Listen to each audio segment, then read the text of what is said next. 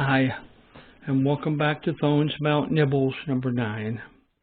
True righteousness again. Purity of heart. We're going to be reading from Matthew 5:8. Blessed are the pure in heart, for they shall see God. Heavenly visions. Now, why is this in the Bible? Where should we focus our hearts is what it really is the answer to that. This tells us where we should focus our hearts. In the communications, purity is our goal. Application to my life. Purity in heart implies true righteousness in a person. This is as opposed to the hypocritical righteousness, which was one of the downfalls of the Pharisees. As we have already discussed, purity comes from God, as God gives it to those who hunger and thirst for it. That was in our last talk. Of course, absolute purity can only be attained after the second coming of Jesus, and thus the millennial kingdom. However, our goal should be having sufficient love and purity that it would be obvious to others that we are unquestionably in our devotion to Him.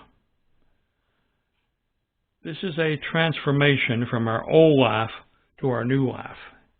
And, we talk about that a lot in evangelical sense. The promise to see God is not only figurative. That is, I imagine that I see God.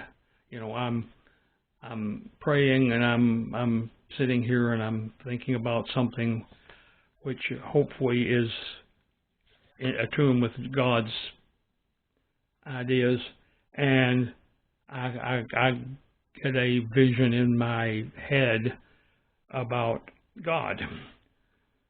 But it's also a literal thing, because I know I will literally see God in His full glory someday. And when you get to my age, that's someday not all that far away, maybe. God says purity is the goal here. Purity. My personal response: Lord, thank you for providing us a path towards purity.